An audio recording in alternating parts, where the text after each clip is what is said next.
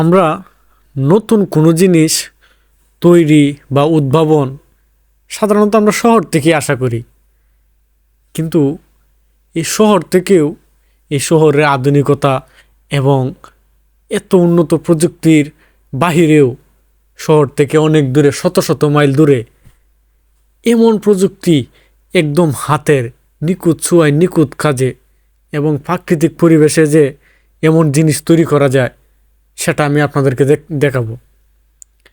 ভিডিওতে দেখা যাচ্ছে একজন মেয়ে, সে পাটক্ষেত থেকে কত সুন্দর করে পাটগুলা তুলে আনছে এবং এই এত সুন্দর একটা পরিবেশে সে মহিষের কাঁধে করে এগুলা নিয়ে এসে কত সুন্দর কোলা পাটগুলা তার লাকড়ি থেকে ছাড়াচ্ছে। এটা সত্যি অসাধারণ ছিল, একটা অথেন্টিক জিনিস সম্পূর্ণ হাতের ছোঁয়ায়, যেখানে কোনো মেশিন নেই, কোনো যান্ত্রিক কোনো বিষয় নেই। শহরের এই এত ভিড়ের অনেক বাহির থেকেও এগুলা তৈরি করতেছে।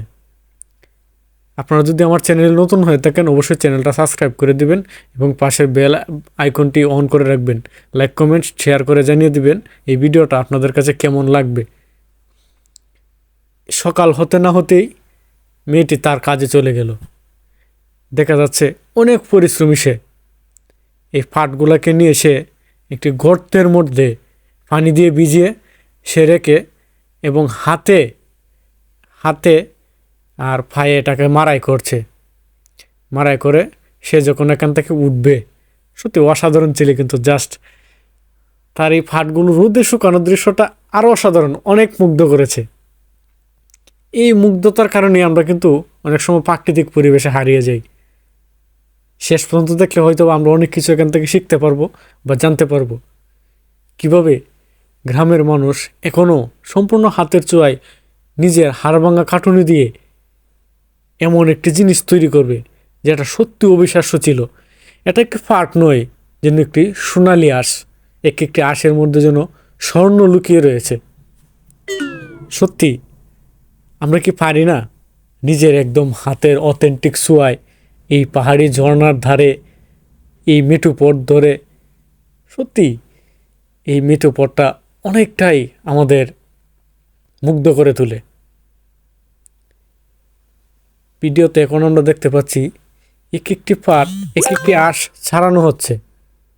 কত সুন্দর করে এই আঁশগুলা ছাড়ানো হচ্ছে, ছাড়ানো হয়ে সুতায় তাকে রূপান্তর করা হচ্ছে। এই সুতা দিয়ে সে কাপড় তৈরি করবে। এই সুতাটা এত সুন্দর এবং এতই মজবুত হবে যেটা আপনি টান দিলেও ছিঁড়তে পারবেন না।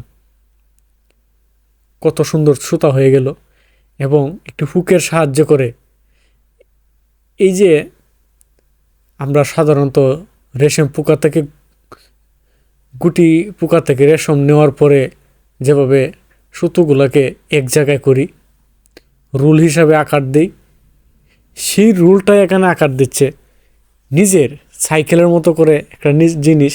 কোনো যান্ত্রিক কোনো জিনিস নেই, নিজের হাতে খাট দিয়ে তৈরি একটা জিনিস দিয়ে এই সুতোগুলোকে রুল করে নিচ্ছে। রুল করা হয়ে গেলে তার গলায় মালার মতো ঝুলিয়ে করে সেখান থেকে বেরিয়ে যাচ্ছে। আসলে আপনারা যারা আমার ভালোবাসার মানুষ তারা অবশ্যই আমার ভিডিওটা দেখছেন, আর আপনি আমার ভালোবাসার মানুষ বিদায় আমার ভিডিওটা দেখতেছেন।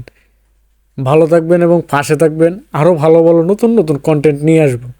এই যে এরকম প্রাকৃতিক পরিবেশ, নীল আকাশ, জলরাশি, মেঘের অভয়াচ্ছন্ন, এটা যদি আপনাকে মুগ্ধ করে থাকে তাহলেই আমরা আর একটু উৎসাহিত হব আরও নতুন নতুন ভিডিও আপনাদের সামনে করে নিয়ে আসার।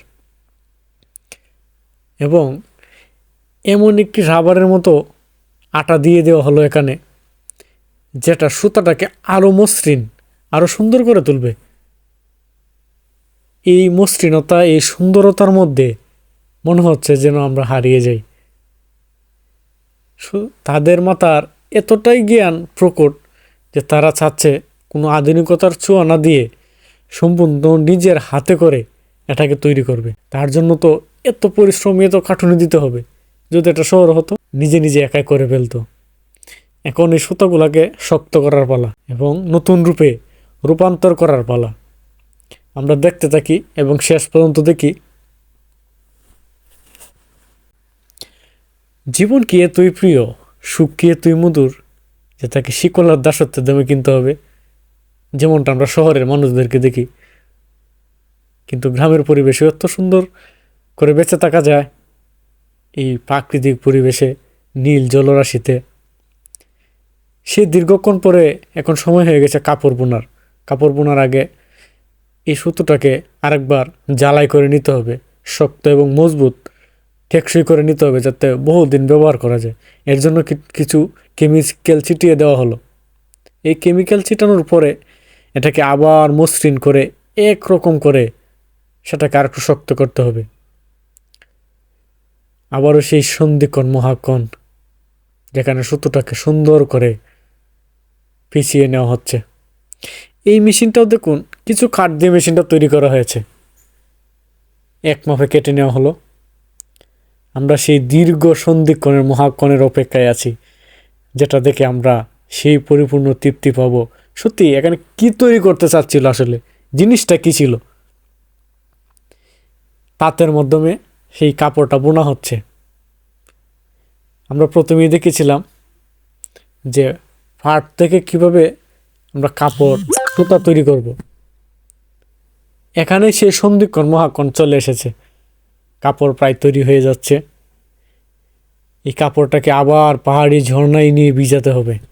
ঝর্ণার মধ্যেও কত সুন্দর একটা মিল, এত সুন্দর একটা পরিবেশ, প্রাকৃতিক পরিবেশে শহরে যান্ত্রিক পরিবেশে থাকতে থাকতে হয়তো একটা সময় মানুষের আর ভালো লাগে না, তাই মানুষ শহর চেয়ে লোকালয়ে চলে আসে, এই প্রকৃতির মাঝে একটু বেঁচে থাকতে চায়, এখান থেকে কিছু উদ্ভাবন করতে চায়। শেষ পর্যন্ত সেই মহাকণ সন্ধিক্ষণ চলে এসেছে এবং উদ্ভাবনটি সম্পূর্ণভাবে সফল হয়েছে। যারা যারা আমার ভিডিওর পাশে ছিলেন তাদেরকে অসংখ্য ধন্যবাদ। ভালো থাকবেন এবং ভালো লাগলে অবশ্যই জানাবেন। ধন্যবাদ।